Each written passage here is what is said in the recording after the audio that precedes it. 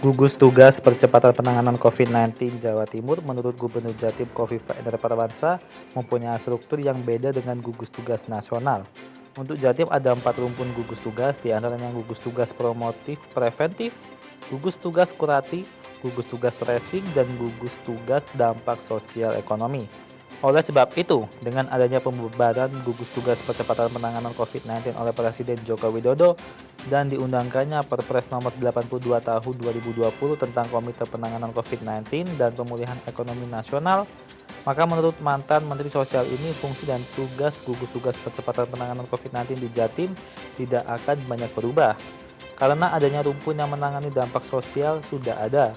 Khofifah menambahkan akan menyesuaikan nomenklatur gugus tugas percepatan penanganan COVID-19 di Jawa Timur dengan Perpres nomor 82 tahun 2020 tersebut.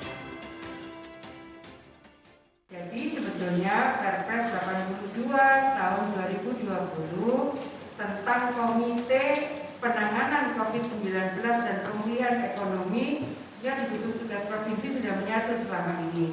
Kami nanti akan menyesuaikan nomenklaturnya, tetapi bahwa 4 item pemulihan ekonomi ini sudah ada di dalam rumpun gugus yang selama ini dipimpin Pak Wagub, rumpun gugus kuratif oleh Pak Dr. Joni, rumpun gugus promotif preventif oleh Pak Subang, nanti rumpun gugus tracing oleh Pak Dr. Kohar. Kira-kira gitu posisinya.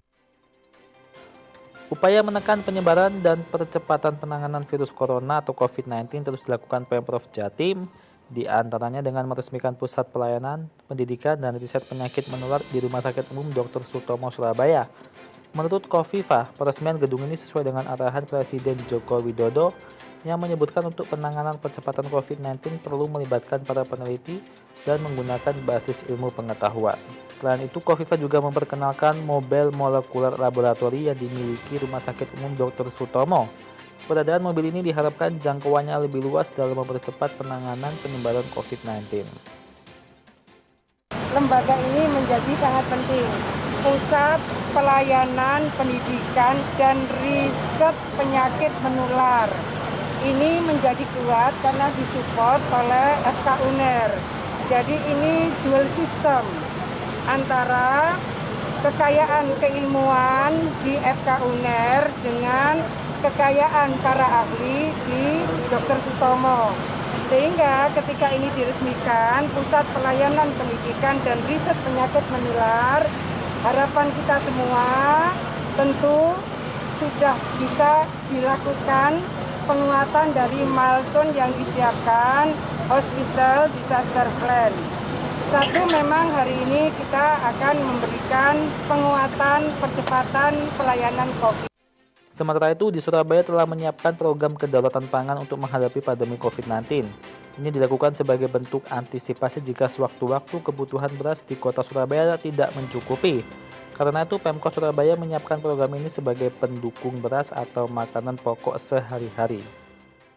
Kami menyiapkan, kita akan tanam juga di balai kota ini. Nanti lahan-lahan ini akan kita tanami padi, kita tanami salak, kita akan tanami yang lain. Selain kita sudah tanam di beberapa tanah bekas tanah ganjaran kita. Jadi kita sudah nanam ketela pohon, kita sudah nanam pisang, kita sudah nanam sukun agak lama memang padi, kemudian ketela rambat, kemudian talas, ada beberapa jenis talas, kemudian kita juga nanam orang. Meski begitu, Pemkot Surabaya tak berharap kebutuhan beras di kota Surabaya tak mencukupi.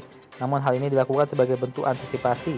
Karena itu, pemerintah kota Surabaya telah melakukan penanaman di beberapa titik lokasi dengan memanfaatkan lahan kosong yang dimilikinya. Dengan strategi ini, nampaknya Jatim hanya tinggal menunggu waktu dapat menangani wabah corona yang telah memporak-porandakan sektor ekonomi. Tim Liputan, Surabaya TV.